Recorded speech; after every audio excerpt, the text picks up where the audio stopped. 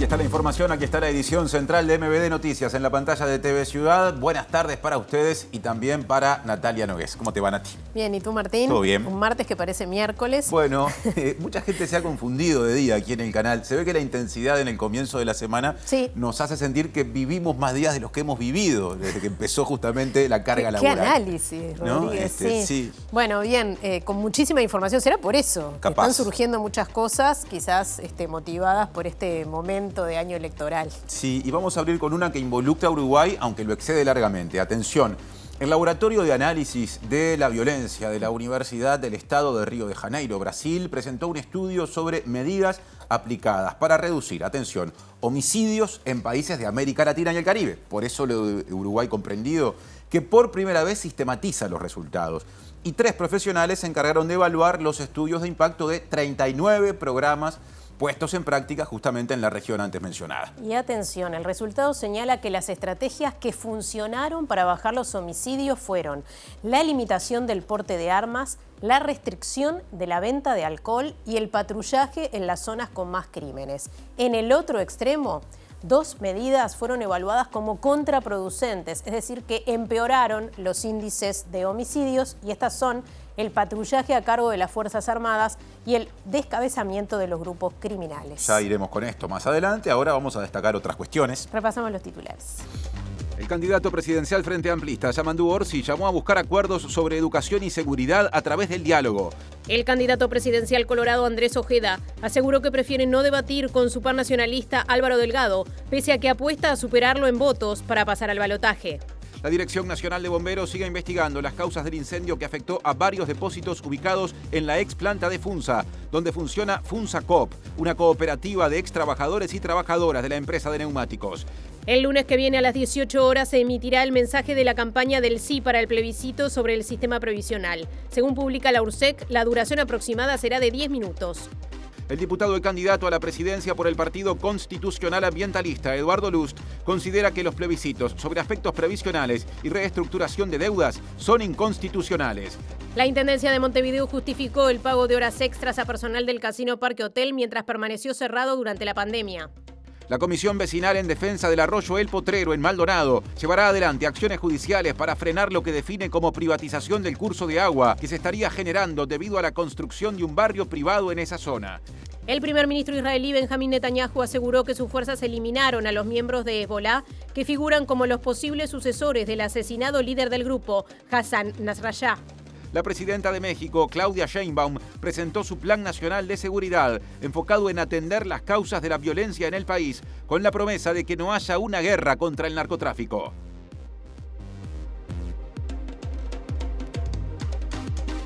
Saludamos a quienes nos están viendo en vivo a través de todos sus dispositivos en tvciudad.uy, a través de YouTube, y a quienes nos escuchan por la radio de la Universidad de la República, 107.7 FM o uniradio.edu.uy. Salimos del estudio, Martín.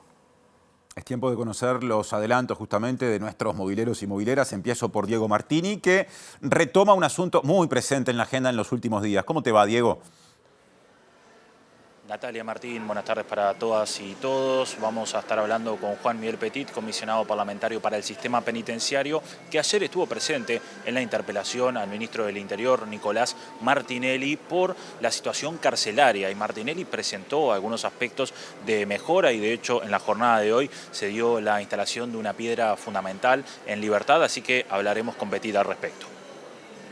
Nos quedamos en el centro de la ciudad, pero cambiamos de tema. Aparece Martín Duarte. Buenas tardes, Martín. Buenas tardes, Martín, Natalia. Estamos aquí en el primer piso de Sinergia frente a la Intendencia de Montevideo, donde ha comenzado hace algunos minutos este conversatorio sobre salud mental que tiene dentro del panel a Ana Inés Machado, ella es psicóloga, investigadora, también a Gabriel Rossi, que es psiquiatra, Federico Preve, neurólogo, y a la periodista y comunicadora Blanca Rodríguez. Este intercambio sobre salud mental ha comenzado hace algunos minutos y en breve volvemos para detallar algunos de los ejes donde el Frente Amplio está haciendo énfasis en materia de política de salud mental. Y ahora móvil montevideano, pero que mira al departamento de Maldonado. Julieta Núñez Tomás, ¿cómo te va? ¿Cómo estás, Martín? Muy buenas tardes. Así es, como escuchábamos en titulares, vecinas y vecinos de Maldonado, más precisamente de la zona de Ocean Park, se están organizando para ir en contra de la privatización del arroyo El Potrero. Y vamos a estar en minutos nada más con una representante de esta comisión vecinal y también con el abogado que va a llevar adelante estas acciones que van en el sentido de devolverle a vecinos y vecinas la propiedad y el acceso libre a este arroyo.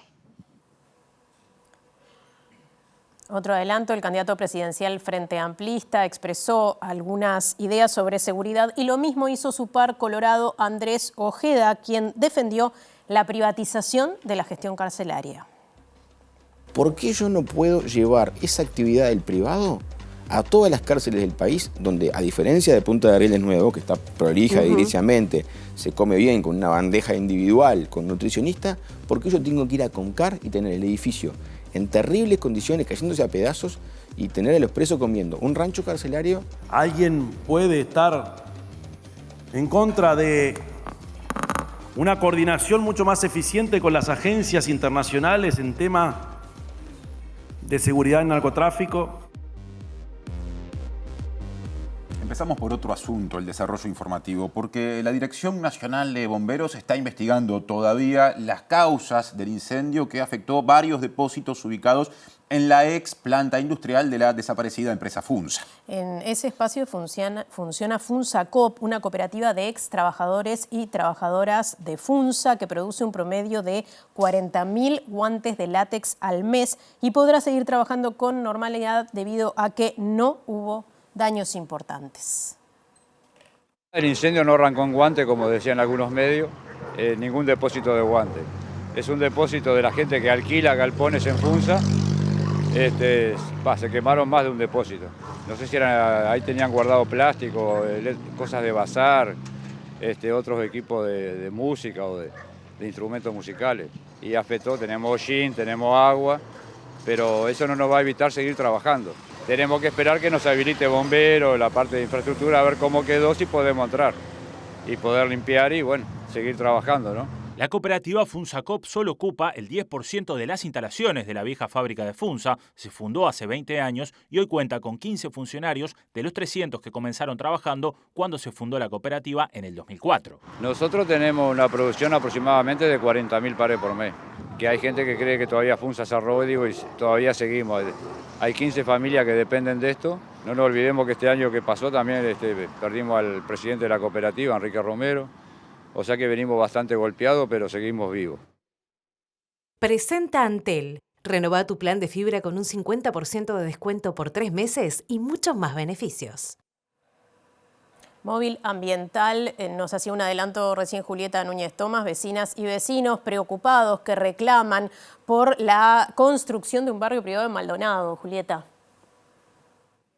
Así es, y con una de las protagonistas, como prometimos, estamos en este momento. María José Lucich es integrante de la Comisión de Vecinos en Defensa del Arroyo del Potrero y sus humedales. Vamos a hablar con ella justamente para consultarle cuál es la situación que se está viviendo allí, qué contacto tenían ustedes con el arroyo y cómo eso va a cambiar a partir de determinadas decisiones que tienen que ver con la privatización impulsada por el gobierno tanto nacional como municipal. Bueno, la afectación tiene que ver con el uso de las aguas del arroyo, que estaría inaccesible para la población, para toda la población, vecinos o población en general, que de alguna manera al estar privatizado, o sea, al arroyo ser no navegable, los particulares pueden hacer uso privado de las aguas y bueno, esto es lo que queremos presentar como una posibilidad de derogación para que el derecho al acceso al arroyo sea de todos. También la faja costera del arroyo que se tiene que respetar y la normativa con respecto al monte nativo y bueno, y al uso ambiental de la zona, ¿no? De acuerdo a lo que establece el ordenamiento territorial, el código de aguas, o sea, nosotros estamos haciendo valer lo que es la Constitución, la ley y la normativa. Estamos dentro del marco de la ley. Entendemos que estamos haciendo uso de nuestros derechos ciudadanos, soberanos, en cuanto al reconocimiento de que la ley establece esto, está escrito, no lo estamos pidiendo, estamos simplemente diciendo que queremos el cumplimiento de esto. Esto es lo que estamos planteando. Juntamos 400 firmas para iniciar las acciones. Y bueno, entendemos que esto respeta lo que es un ecosistema, el equilibrio de un ecosistema, que es vida para hoy y para mañana y para futuras generaciones. Este es el propósito de esta comisión. Gracias, María José. Gracias. Santiago Mirande es abogado justamente de esta causa. Santiago, ¿cuáles son los actores estatales, gubernamentales que están involucrados en esto y qué tipo de acciones se pueden tomar para proteger a estos vecinos y vecinas en su acceso? Bueno, este es otro caso ambiental en Uruguay donde hay una intervención ilegal e inconstitucional del Estado. Se trata de un barrio privado, va a ser el mayor barrio privado en área del Uruguay, 150 hectáreas, y donde hay una actuación, por un lado, ilegítima de los desarrolladores del proyecto, y por otro lado hay omisión, negligencia y responsabilidad del Estado uruguayo. En primer lugar, del gobierno departamental de Maldonado, que no solamente permitió construir sin respetar las normas, sino que a su vez recientemente aprobó excepciones en favor del barrio privado. Pese a algunas versiones que surgieron de algunos ediles, se aprobó a tapas cerradas esas excepciones en favor del barrio privado. Y por otra parte, gracias a la comunidad y a los vecinos se denunció la situación. Hay un arroyo nada más y nada menos en juego. Sorprendentemente, en 2014 hubo una resolución de presidencia donde, entre otras cosas, se le regaló el arroyo al barrio privado. Sin embargo, el barrio privado no puede hacer uso exclusivo de un arroyo, es un bien de dominio público, por lo tanto todos y todas tenemos derecho a acceder al arroyo. Y a su vez hay otros temas en juego, el monte nativo, la faja costera, como decía María José, y en particular hay un tema institucional en juego, ¿no? El Ministerio de Ambiente tiene que intervenir, intervino hasta ahora, hizo una inspección, detuvo las obras, debe hacer una evaluación de impacto ambiental, como en principio lo está haciendo, se deben cumplir los procedimientos, la ciudadanía tiene derecho a participar, y en principio lo que se está preparando y en los próximos días se va a presentar es, por un lado, una demanda de acción declarativa ante un juez para que un juez declare lo que ya dice la ley, que es un arroyo, es un bien de dominio público y no puede ser apropiado por un particular. En segundo lugar, nos presentaremos a impugnar el decreto de la Junta Departamental de Maldonado por el cual se le otorgaron excepciones al barrio privado. Y en tercer lugar, una presentación ante el Ministerio de Ambiente para poder participar de esa evaluación ambiental y tratar de que la ciudadanía, como es su derecho comunitario, controle la evaluación que se haga al barrio privado. Ya hicimos un acceso a la información pública y luego se verá qué otro tipo de medidas, quizá una medida de no innovar, ¿por qué no?, para que no prosiga el barrio privado hasta que no se cumplen las normas. Pero en definitiva es otro ejemplo donde la comunidad está haciendo lo que el Estado no hace. Muchísimas gracias. Vamos a quedarnos pendientes de esta situación para saber cómo continúa esta causa y también qué acciones toman tanto el abogado como los vecinos y vecinas involucrados. Presentó Antel. Renová tu plan de fibra con un 50% de descuento por 3 meses y muchos más beneficios. Y pasamos a hablar de salud, precisamente de salud mental, que se está conversando en una actividad del Frente Amplio del Espacio 609 como parte de esta campaña electoral, la salud mental en un conversatorio. Martín Duarte. Así es, Natalia, comenzó hace algunos minutos esta actividad que decíamos está llevando adelante el Espacio 609 y que cuenta como panelistas con distintos especialistas, psicólogos, psiquiatras, neurólogos, del caso de Federico Preve, que está haciendo uso de la palabra en este momento. Este conversatorio que propone 3 énfasis en materia de salud mental, en particular que promueve el Frente Amplio, que es la prevención del suicidio, el consumo problemático de sustancias y también una política integral de salud mental.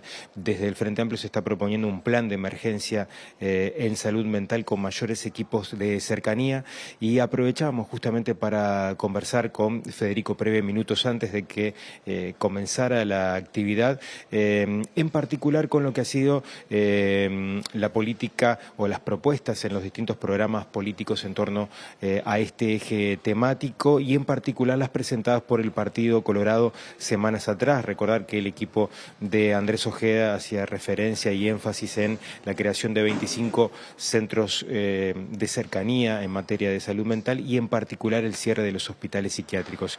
De estos ejes y en particular de las propuestas del Partido Colorado opinó Federico Preve hace algunos minutos, así que si les parece lo escuchamos. El Frente, digamos, hace énfasis en un abordaje a través de un plan de emergencia en salud mental y básicamente dentro de esto hay algunas propuestas concretas de equipos de cercanía y equipos en la comunidad para, básicamente, por ejemplo, en lo que tiene que ver con los intentos de autoeliminación y demás, que no haya respuestas esporádicas y que sí haya una continencia de todo el sistema de salud para atender a aquellas personas que, por ejemplo, tienen intentos de autoeliminación.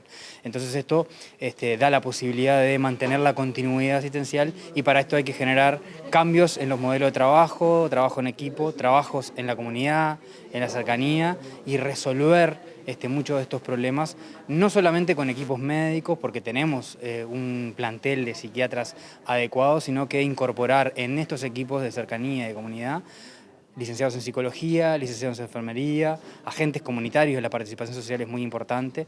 Lo que presenta Partido Colorado en realidad no se sabe cómo está insertado, cómo dialoga con el Sistema Nacional Integrado de Salud, con el ámbito público, con el ámbito privado, cómo se va a insertar eso.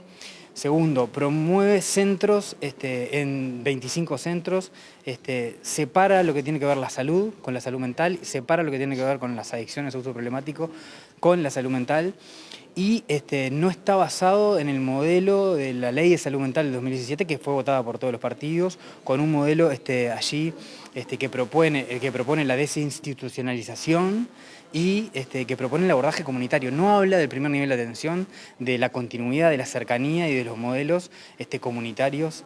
Por lo tanto, nos parece que es una buena intención, pero parece más un plan de marketing que un plan de salud mental.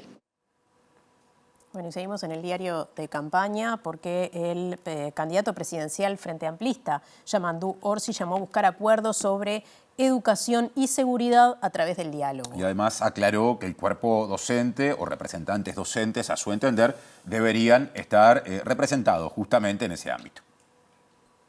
¿Hay alguna parte del sistema político que pueda oponerse o estar en contra de la extensión del tiempo pedagógico? ¿Hay algún sector de la política que pueda, por ejemplo, rechazar la idea de la universalización de la educación inicial de los 3 años en adelante?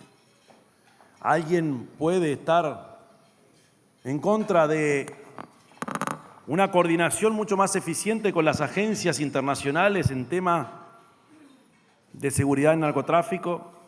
¿Alguien o algún sector político de nuestro país puede estar en contra de avanzar en tecnología y llegar a las 20.000 cámaras de videovigilancia como nos hemos planteado? Orsi fue el orador central de un almuerzo de la Asociación de Dirigentes de Marketing. En la mesa estuvo acompañado de la candidata a vicepresidenta Carolina Cose, del senador y jefe de campaña Alejandro Sánchez y del economista Gabriel Ordone. Centró su disertación en el contexto internacional, su incidencia y el rol de Uruguay en el mismo, y en ese sentido afirmó que el Mercosur es un piso del que partir pero no suficiente. En las respuestas habló de diferentes temas de actualidad, como la reforma de la seguridad social realizada por este gobierno y el precio de los combustibles. Dijo que en campaña electoral se comparan propuestas y trayectorias y las coincidencias a veces quedan en un segundo plano, pero enfatizó que irá por un terreno de propuestas sin descalificaciones como se cae muchas veces en la campaña.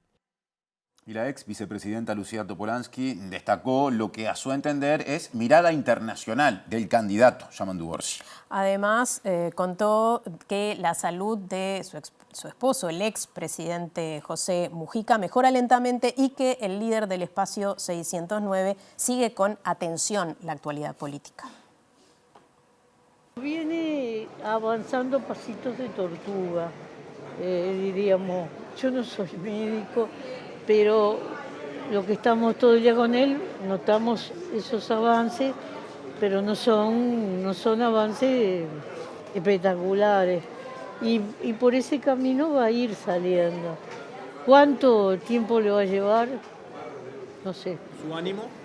El ánimo está bien porque él tiene que dar una batalla y la está dando. Y está siguiendo también lo que pasa en la realidad, y a veces también se calienta, lo cual es un buen síntoma de estar en la realidad. Y trata de estar lo más en las cosas que suceden posible. ¿Habla seguido con Orsi? ¿Cómo? ¿Habla seguido con Sí, nosotros estamos en contacto diario con los compañeros, pero no es lo mismo que a uno le envíen un videíto o todo lo que pasó en una actividad, que estar metido en una actividad y sentir el clima. Y pasamos a tiendas coloradas porque el candidato presidencial Andrés Ojeda aseguró que prefiere no debatir con su par nacionalista Álvaro Delgado, pese a que pretende superarlo para pasar al balotaje. Ojeda estuvo en los estudios de TV Ciudad, fue entrevistado en la primera edición de MBD Noticias, habló de muchos temas, entre otros de la seguridad, y dijo que a su entender el modelo de gestión privada de las cárceles que funciona en algún establecimiento debería extenderse por todo el sistema penitenciario. Ojeda destaca la importancia del tramo final de la campaña y la definición de quienes están indecisos, pero no está dispuesto en debatir con Delgado previo a los comicios. No estoy para debatir con mis socios de la coalición. Creo que hoy igual, la verdad que siempre está en constante evaluación esto, pero creo que en principio el debate es con el otro bloque. Nosotros en principio vamos a ser un equipo sí o sí. Pero hoy tiene que antes que pasar. Sin duda, y creo que el 27. Ni hablar. Creo que hoy están en la vista las diferencias. No somos iguales con Álvaro. Evidentemente él tiene hoy una propuesta muy basada en su experiencia de gobierno y nuestra propuesta es mucho más basada en la renovación, en el futuro y en algo de mucho más de otro estilo, quizás más parecido a lo que fue la propuesta de la coalición en la elección pasada. Ojeda se autodenomina como el candidato de la seguridad, pero no declararía una emergencia carcelaria como reclama el personal penitenciario. Apuesta a un modelo de gestión privada al estilo de Punta de Rieles. Si eso ahí funciona bien, ¿por qué yo no puedo llevar esa actividad del privado a todas las cárceles del país, donde a diferencia de Punta de Rieles Nuevo, que está prolija ediliciamente, se come bien con una bandeja individual, con nutricionista, ¿por qué yo tengo que ir a Concar y tener el edificio en terribles condiciones, cayéndose a pedazos, y tener a los presos comiendo un rancho carcelario que si lo come capaz de terminar internado? ¿Por qué yo no puedo replicar un modelo hacia la... No hay rehabilitación sin dignidad. Y si yo no vivo en un lugar donde está ediliciamente razonable y no como bien, difícilmente yo me pueda rehabilitar. Ahora vamos a cambiar de tema. Les contamos lo que adelantamos en la portada de la edición de hoy. Empezamos a profundizar porque un grupo de profesionales que sistematizó las evaluaciones de éxito de los programas para prevenir los homicidios aplicados en América Latina y el Caribe concluyó que las estrategias mejor evaluadas se centraron en limitar el porte de armas, restringir la venta de alcohol y patrullar con más intensidad las zonas más violentas. El colectivo hizo su tarea basándose en el concepto de que las muertes violentas son evitables. El Laboratorio de Análisis de la Violencia de la Universidad del Estado de Río de Janeiro presentó este martes un estudio que por primera vez sistematiza lo que funciona y lo que no para reducir los homicidios en América Latina y el Caribe. Los investigadores Ignacio Cano, español radicado en Brasil, Emiliano Rogido, uruguayo, y Dorian Borges, brasilero, evaluaron los estudios de impacto de 39 programas que se aplicaron en la región con el objetivo de reducir los homicidios. Antes de calificar el éxito de estos programas, identificaron que las evaluaciones que los países que implementaron las políticas realizaron tenían distintas dificultades para valorar correctamente el desempeño de los programas, por lo que esto fue la primera conclusión. En muchos casos se implementan programas con el objetivo de reducir los homicidios, pero luego no se sabe con certeza si funcionan o no. Solo el 20% de las medidas fueron evaluadas de manera rigurosa. Dentro de los que sí ofrecían información valiosa en cuanto a su impacto en los homicidios, solo 3 se evaluaron como exitosas en sus objetivos: la limitación del porte de armas, la restricción a la venta de alcohol y el patrullaje en las zonas de alta incidencia de homicidios. En el otro extremo, 2 medidas fueron evaluadas como contraproducentes, es decir, empeoran los índices de homicidios, y son el patrullaje del ejército y el descabezamiento de los grupos criminales. Además, existen 7 programas que son prometedores, 9 que no arrojan resultados concluyentes y 2 que no funcionan. Cambiamos de tema. La Intendencia de Montevideo justificó el pago de horas extras aparte del personal del Casino Parque Hotel durante el lapso en el que en pandemia ese establecimiento estuvo cerrado, en respuesta a los cuestionamientos hechos por el diputado nacionalista Martín Lema. Departamental le informaron a MBD Noticias que 2 funcionarios de mantenimiento hicieron un total de 500 horas extras durante 7 meses en los que el casino estuvo cerrado. Según el cálculo proporcionado, esa acumulación arroja un promedio de 1,7 horas extras diarias hechas por cada una de esas 2 personas durante los 7 meses. La versión oficial señala que en ese periodo ambos funcionarios hicieron trabajos de mantenimiento y además supervisaron la tarea del personal de limpieza y de seguridad que continuó trabajando. Recordemos que horas atrás Lema cuestionó el pago de horas extras con el casino cerrado e insistió con su idea de cerrar definitivamente el establecimiento, al tiempo que recordó que se propone ser candidato a intendente de Montevideo por el lema Coalición Republicana en las elecciones departamentales del año que viene. Repercusiones sobre la interpelación al ministro del Interior, Nicolás Martinelli, por temas carcelarios. Diego Martini, adelante. Así es, compañeros, compañeras, ayer estuvimos cubriendo justamente esta interpelación que comenzó sobre las 10 de la mañana con la miembro interpelante del Frente Amplio, la diputada Betiana Díaz, y lo que fueron las posteriores respuestas que dio el Ministerio del Interior, encabezada justamente por el ministro Nicolás Martinelli, sobre la situación carcelaria. Para hablar de esto estamos con Juan Miguel Petit, comisionado parlamentario, a consultarle las primeras sensaciones. Ayer estuvo presente en la interpelación. Sí, yo creo que el saldo es muy bueno.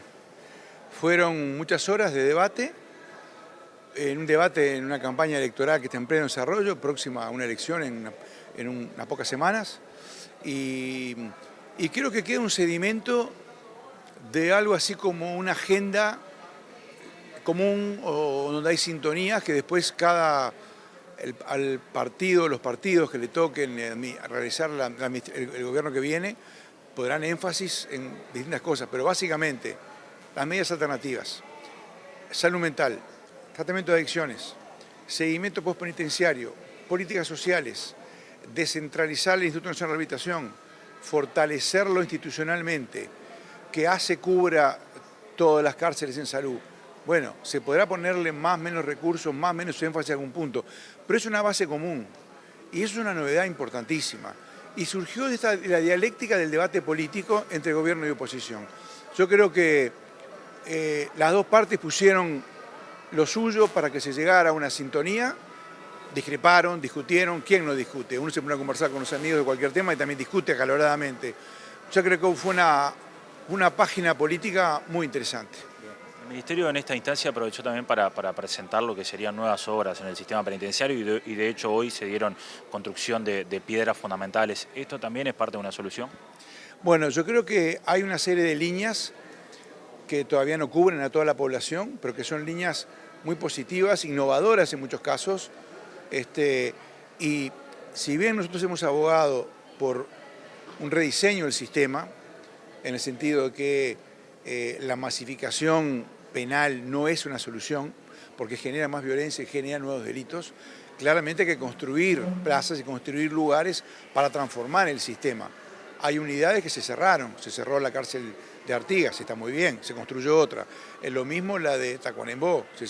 Entonces, estas tres unidades para unas 1.500 personas cercanas a lo que hoy es el penal de Libertad, sin duda que son necesarias. De todas maneras, yo creo que si el Uruguay logra hacer las cosas bien y transformar el sistema, va a llevar tiempo, va a llevar administraciones. A España le llevó prácticamente 20 años transformar su sistema penitenciario. Pero si Uruguay logra mejorar, por un lado, políticas sociales y trabajo en la infancia, que es la base. El origen de la violencia está en los primeros 1000 días, en la construcción del apego seguro, la construcción de afectos en el recién nacido y en el niño chico. Después la educación, la continuidad educativa. Si logramos mejorar por ese lado, que son, no se logra no por una falta de voluntad, no se logra porque es complejo y se ha avanzado mucho en los últimos 20 años, no es que no hay nada. Se ha hecho mucho en todas las administraciones pasadas en el tema. Pero si se logra, además de eso, mejorar las medidas alternativas, con políticas de atención, de asistencia, tratamiento de adicciones, salud mental en las cárceles, más tratamiento, actividades, deporte, más cultura, o sea, todo lo que se está haciendo, seguirlo avanzando. La experiencia internacional indica que tiende a achicarse la masa de personas privadas de libertad. La cárcel se empieza a restringir para aquellos delitos más importantes y que requieren que la persona no circule por más tiempo, y se empiezan a liberar recursos para todo lo otro. Claro, mientras tanto, hay que girar el transatlántico en una situación compleja, volátil y delicada. Es complicadísimo, es de los temas más complicados de la agenda social. Gracias, Juan Miguel Petit. Gracias. Volvemos a estudios, compañeros, compañeras, con esta noticia a raíz de lo que fue esta interpelación, y el día jueves justamente Petit va a ampliar en estas declaraciones. Bien, gracias Diego y equipo. Les contamos que el lunes próximo a las 18 horas se emitirá el mensaje de la campaña del sí al plebiscito sobre el sistema previsional. Así lo establece una resolución publicada hoy y firmada por el presidente Luis Lacalle Pou, en la que se autoriza la transmisión simultánea solicitada. El documento establece que la cadena nacional tendrá el objetivo de transmitir a la ciudadanía información sobre la consulta popular que se realizará el próximo 27 de octubre junto a las elecciones nacionales. Consta en la resolución que el trámite fue gestionado por Marcelo Abdala, presidente del PIT-CNT, en representación de la Comisión Nacional Afirma tus Derechos, apelando al artículo 94 de la ley número 19.307, que regula las cadenas oficiales. Y a partir de esta resolución, la Unidad Reguladora de Servicios de Comunicaciones, la URSEC, establece que la duración aproximada deberá ser de 10 minutos y Canal 4 se encargará de la emisión. Claro, esto se va a reproducir de todos modos en simultáneo por todos los canales de televisión y las radios. Y radios del país. Desde la central sindical confirmaron a MBD Noticias que aún no está definido el orador u oradora y que la elaboración del guión está aún en proceso. Por otra parte, aún no se conoce la fecha de la cadena nacional para la campaña del sí para el plebiscito que plantea la habilitación de los allanamientos nocturnos en hogares, que también fue solicitada al Poder Ejecutivo. Y ahora volvemos a la campaña del sí para el plebiscito sobre aspectos previsionales, porque en ese ámbito hay optimismo con respecto al resultado de la consulta popular. El jueves 24 habrá un acto de cierre en un contexto, según dicen, de fuerte respaldo de la población. Nos sorprendió para mejor porque estamos teniendo entre 4 y 5 charlas cada uno diariamente. Hemos sido convocados por bastantes medios, algo que cuando en la juntada de firmas no se dio. Y ahora lo que se está organizando es el cierre para el 24 en la tardecita. Todavía estamos por definir el lugar y el horario, pero el cierre de la campaña con un acto donde podamos juntarnos todos. Pero nosotros creemos que esto lleva a un triunfo y creemos que también por eso han salido tantos actores detractores, incluso la conferencia que dio el presidente violando la Constitución, porque él no puede hacer campaña electoral y el plebiscito es electoral. Es justamente porque están viendo que la gente está reaccionando. Es muy difícil que el pueblo no vote algo a favor suyo. La única forma de convencerlo es generando el terror que justamente están generando con sus declaraciones. Y el sexto inciso del texto de la propuesta de reforma constitucional sobre el sistema previsional señala, así textual, que ninguna jubilación ni pensión podrá ser menor al valor del salario mínimo nacional, lo que es cuestionado por quienes rechazan la iniciativa. Por ejemplo, por el constitucionalista Martín Rizo, que entiende que no hay que acompañar esta iniciativa y que dice que justamente en caso de que gane el sí, ese beneficio, ¿no?, de igualar las pasividades mínimas al salario mínimo nacional también le corresponderá a personas que de repente perciben más de una pasividad y tienen ingresos altos, lo que justamente, según cálculos de economistas, podría llevar a que el presupuesto o el costo final sea muy elevado. Juan Cereta, abogado que acompañó la redacción de la papeleta del sí, opinó sobre la discusión generada con respecto a si el texto del inciso 6 puede aclararse para que la equiparación al salario mínimo nacional sea por persona y no por prestación, y señaló a Brecha que alcanzaría con votarse una ley interpretativa que lo estableciera. Sin embargo, el constitucionalista Rizo opinó diferente. Me parece que la Constitución es muy clara. Posiblemente la intención haya sido otra, pero lo que pesa es el texto. La intención del que lo redactó no tiene relevancia jurídica y el texto texto es extraordinariamente claro, así que no se va a poder modificar, salvo con una nueva reforma constitucional. A pesar de esto, aclaró que algunos aspectos sí son plausibles de leyes interpretativas. Hay cosas que sí se van a hacer por ley. Por ejemplo, no está establecido, y es lógico que no sea así, cómo se va a hacer la transición del dinero de las AFAPs al fideicomiso. Es más, el fideicomiso que va a constituir el Banco de Previsión Social ni siquiera está constituido. Entonces ahí la ley tiene que reglamentar, todo eso sí se va a poder hacer por ley. Lo que no se va a poder hacer por ley es modificar la Constitución. Todo lo que sea una modificación de la Constitución no se puede hacer porque va a ser inconstitucional. Tema vinculado. El diputado y candidato presidencial del Partido Constitucional Ambientalista, Eduardo Lust, que además es especialista en derecho constitucional, entiende que 2 de los 3 plebiscitos de los que se habla en este momento, el del sistema previsional y el vinculado a la reestructuración de deudas, que sería, si es que se confirma, y es muy probable que sí, recién el año que viene, son consultas populares inconstitucionales. Lust sostiene que ambas iniciativas son retroactivas, mientras que la herramienta del plebiscito es para reformar la Constitución hacia el futuro. El tema acá, la gravedad, no es la fecha, sino la retroactividad de Cabildo al año 2002. Si se aprueba, se vuelve hacia atrás al 2002. Y la del PIC-CNT a la década del 90. Entonces, la Constitución uruguaya es casi perfecta. Cuando el Parlamento aprueba una ley y la ciudadanía no está de acuerdo, tiene el recurso de referéndum para que dentro del año cuestione la ley. Si no lo presenta, quedó, y si lo presenta y el referéndum es rechazado, la ley quedó convalidada. El plebiscito es para reformar una Constitución hacia el futuro. Los 24 plebiscitos que hubo en el Uruguay, desde 1918, hubo uno que tenía carácter retroactivo, que fue el de la ley de caducidad del presidente Mujica en el 2010, que también era inconstitucional. Pero como no se aprobó, quedó diluido ahí el tema. El tema acá es que lo que va a suceder con el plebiscito del PIC-CNT es que todo un sistema de propiedad se derrumba, porque el ahorro es propiedad de los ahorristas, del 1,5 millones de uruguayos. Entonces, este plebiscito es exactamente lo mismo que alguien presentara un proyecto de reforma diciendo que desaparece la propiedad privada o que se elimina la institución del matrimonio, por ejemplo. Bueno, si el pueblo está de acuerdo, se va al plebiscito y a partir de que se apruebe no habrá más propiedad privada ni habrá más matrimonios. Pero si se presenta retroactivo, ponerle al año 90, todo el mundo que estaba casado quedó divorciado.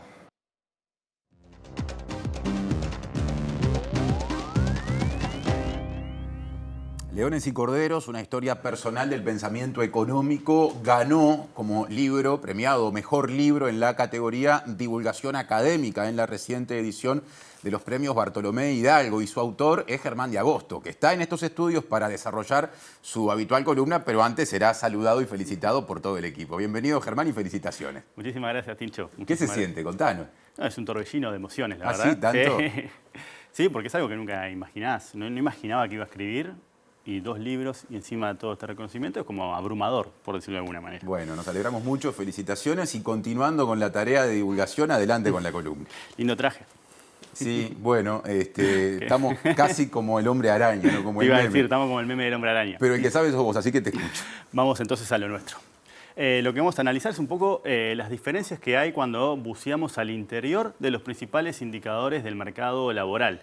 La última vez que vimos esto fue hace unos meses, pero lo que hicimos fue una desagregación geográfica.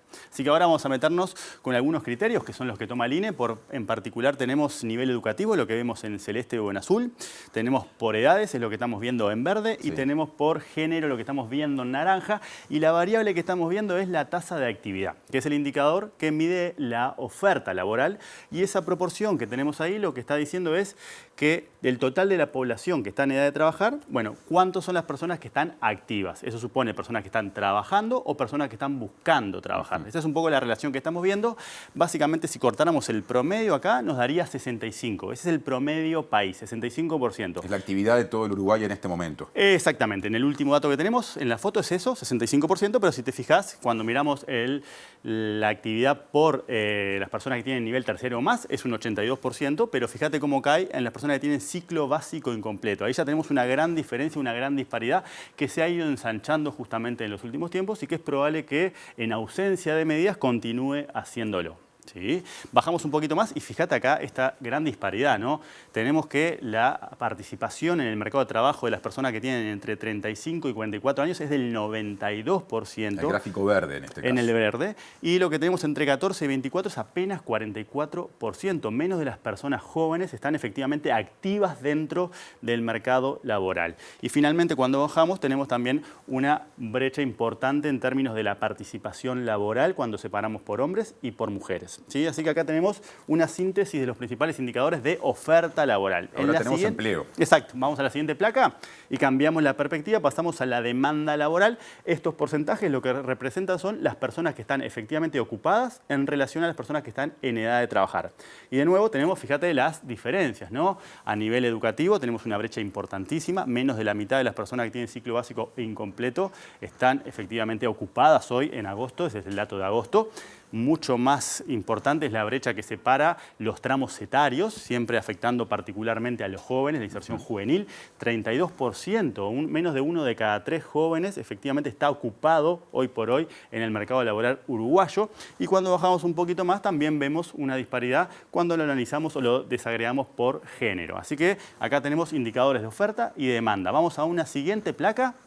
Y ahora nos vamos a meter con la variable que nos refleja el desajuste entre la oferta y la demanda, que no es otra cosa que la tasa del desempleo. Y fíjate, de nuevo, ¿no? Cuando miramos en azul lo que tenemos es el desempleo entre las personas que tienen un nivel terciario o más es de 1,8%, muy bajito. Muy por debajo del promedio nacional. El promedio en este caso es 8,4% en el último dato, pero si te fijas, ese 8,4% recoge esa situación, sí. Pero también naturalmente para llegar a ese resultado, un desempleo que se ubica sistemáticamente en los últimos meses por encima de los 2 dígitos. ¿Sí? En particular el último dato es 10%, esto es una brecha también muy relevante. Si te fijas, la brecha es casi del tamaño de la tasa de desempleo, por ponerlo de alguna manera ilustrativa. Porque el 10% de arriba es de gente con ciclo básico sin terminar. Exacto, incompleto. Ahí está, ¿sí? Arriba ciclo básico sin terminar y abajo terciario o más, o posgrado o más, claro. Exactamente. Vamos una más y fíjate que vamos a tener disparidades todavía mayores. De nuevo, la edad, ahora de vuelta mirando los jóvenes y la problemática juvenil en torno a su inserción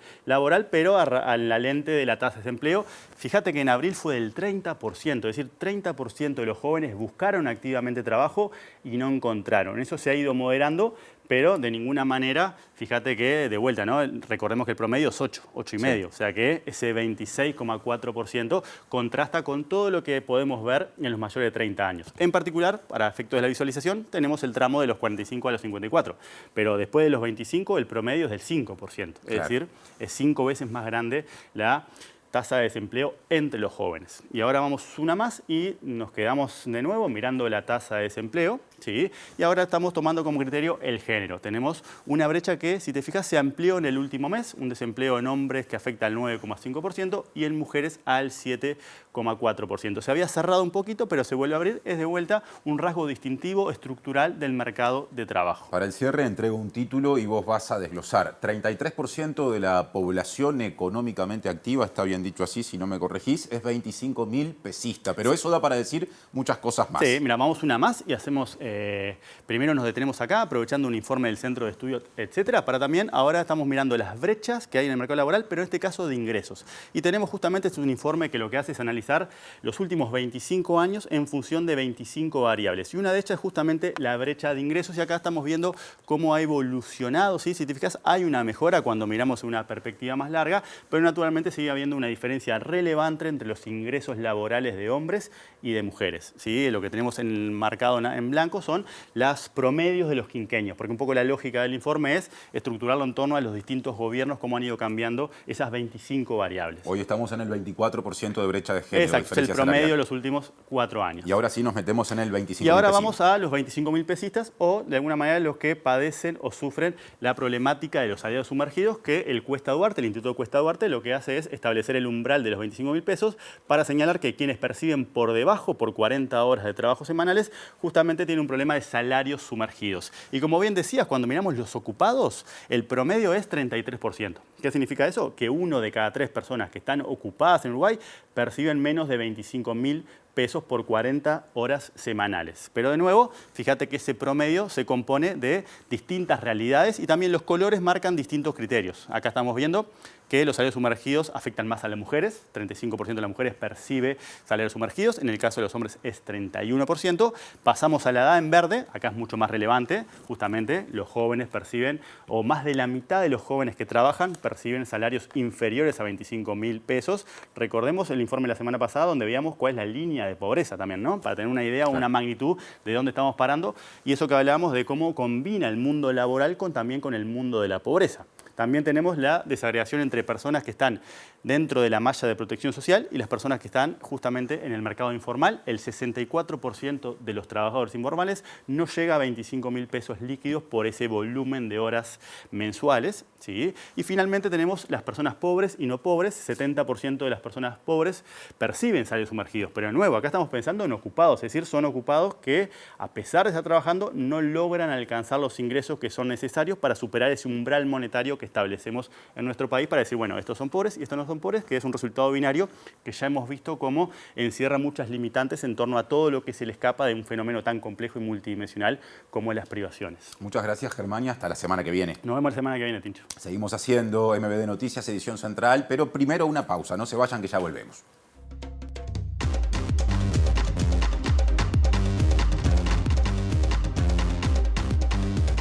Segundo bloque en MBD Noticias. Y es tiempo de la información internacional, así que ya vamos con Alejandro Gabart. Presenta Mercado Agrícola de Montevideo, en el corazón de un barrio donde late la ciudad. Mercado de Historias. Mercado de Historia.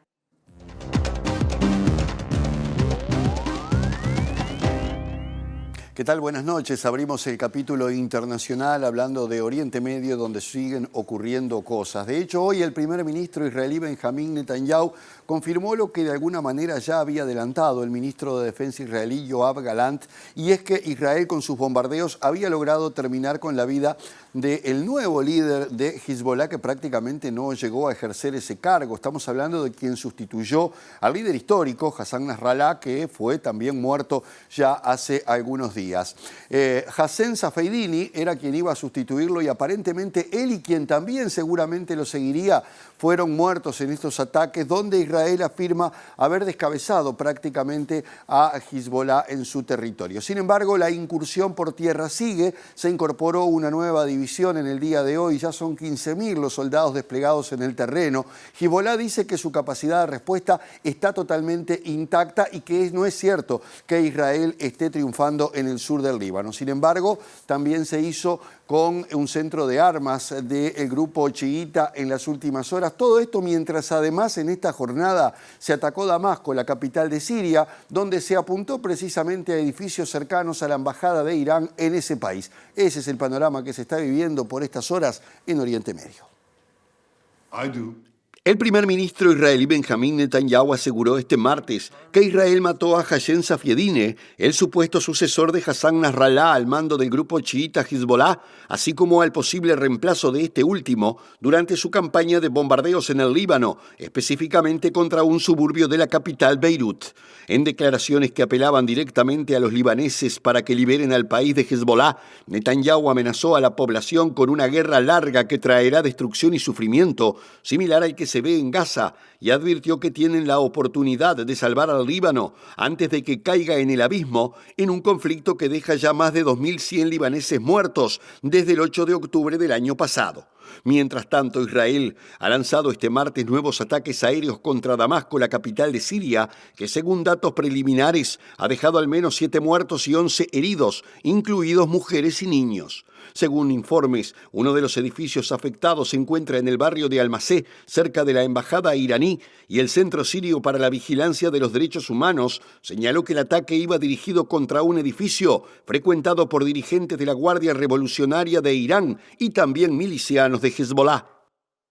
Y ahora hablemos de otra guerra, si es que así se le puede llamar, pero de baja intensidad, y es la que vive México con la violencia. Uno de los primeros problemas que debe atender la nueva presidenta Claudia Sheinbaum, quien se reunió y ha dado a conocer una serie de lineamientos que tienen que ver con la seguridad, además de anunciar que se va a reunir con todos los gobernadores del país para hacerle frente a esta problemática. La recibió además a Claudia Sheinbaum un episodio tremendo, que fue la muerte de 6 migrantes en el sur del país a manos de la propia Guardia Nacional. Dijo que se está investigando. En las últimas horas fue decapitado un alcalde del estado de Guerrero. También se está investigando en un episodio que no es más que la muestra de una serie de hechos violentos que vienen marcando la vida de México desde hace muchos años. Por citar un caso, el último periodo, que estuvo gobernado por Andrés Manuel López Obrador, antecesor y del mismo partido que Claudia Sheinbaum, tuvo 190.000 muertos en apenas 6 años en ese país. La situación es realmente compleja y Claudia Sheinbaum ha anunciado una serie de medidas para poder enfrentarla. La presidenta de México, Claudia Sheinbaum, presentó este martes la Estrategia Nacional de Seguridad que llevará a cabo durante sus 6 años de gobierno y explicó que pondrá en marcha un programa basado en 4 ejes: prevención y atención de las causas de la violencia, consolidación de la Guardia Nacional, fortalecimiento de la inteligencia y la investigación y coordinación entre autoridades federales y estatales. Lo primero, y que es muy importante, es que no va a regresar la guerra contra el narco de Felipe Calderón. No buscamos ejecuciones extrajudiciales, que era lo que ocurría, denunció la mandataria al diferenciarse del expresidente que gobernó entre el 2006 y el 2012. Con respecto a la Guardia Nacional, Sheinbaum precisó que la intención es fortalecerla como una nueva institución después de haber logrado que se aprobara la reforma que permitió que sea parte de la Secretaría de Defensa Nacional, y anunció que enviará al Congreso una iniciativa que permita la coordinación de las Secretarías de Defensa, Marina, Guardia Nacional y Seguridad. El sexenio del expresidente Andrés Manuel López Obrador rompió el récord de homicidios acumulados, ya que la tasa de asesinatos fue del 26,6 por cada 100.000 habitantes desde enero del 2018 a septiembre del 2024 y que dejó más de 190.000 muertos, por lo que Sheinbaum prometió fortalecer la política de su antecesor para atender las causas de la violencia con programas sociales y en particular para los jóvenes. Presentó Mercado Agrícola de Montevideo, en el corazón de un barrio donde late la ciudad. Mercado de Historias. Mercado de Historia. Bien, les contamos que la Fiscalía archivó la denuncia presentada por el Ministerio de Educación y Cultura contra el decano de la Facultad de Humanidades y Ciencias de la Educación, Pablo Martínez, por presuntas irregularidades en el premio a las letras. La acusación se centraba en que justamente el decano presentó un libro en el que tuvo participación en el equipo, ¿no? Formó parte del equipo que lo elaboró y que fue premiado, y a su vez firmó una resolución en la que se proponía la designación de integrantes de los tribunales que formaron parte de esta entrega de premios y reconocimientos. La denuncia fue presentada a fines del año pasado por el Ministerio de Educación y Cultura, acusando a Martínez de irregularidades en los premios a las letras por presentar el libro Se acabó el recreo y al mismo tiempo firmar una resolución de la Facultad de Humanidades y Ciencias de la Educación en la que se proponía la designación de integrantes de los tribunales del concurso. El proyecto de Martínez ganó el premio en la categoría Ensayos de Ciencias de la Educación. Sin embargo, el Ministerio entendió que había irregularidades porque el decano de la facultad afirmó no tener inhibiciones en su declaración jurada. A través de una carta que publicó el decano, se hizo público el archivo de la causa, que fue el 1 de julio de este año. La misma, a la que accedió La Diaria, relató que Martínez fue citado a declarar en calidad de indagado en abril de este año y dio detalles de las acciones que llevó adelante durante todo el proceso de designación de tribunales y presentación de la obra de la que es coautor. Según cuenta en la carta, la resolución de la fiscal que archivó el caso da cuenta de que el actuar del imputado no puede revelar la existencia de un actuar doloso y asimismo por carencia de lesividad de la conducta. Bueno, estamos cerrando el segundo bloque de hoy, Natalia. Pero ya volvemos con algo más.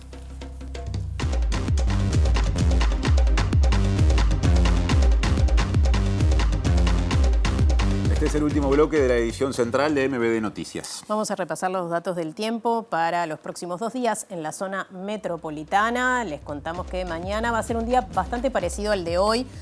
Un par de graditos menos. Sí. y más soleado. Claro, eso es lo que está previsto para el miércoles 9 de octubre. Pasando al jueves, las temperaturas son similares, mínima 10 grados, máxima 21, amplitud térmica, pero no se descarta que llueva. De hecho, dice el pronóstico que habrá precipitaciones o probables precipitaciones. Eso es lo que dice para Montevideo y área metropolitana por la tarde, el día jueves. Bien, vamos a ver si se va sintiendo un poco más la primavera en los próximos días. Estamos llegando al final, ya está a punto de comenzar Lado B aquí en TV Ciudad. El reencuentro con las noticias será mañana a las 8, a las 13 y a las 18:55. Gracias por estar, que pasen bien. Hasta entonces.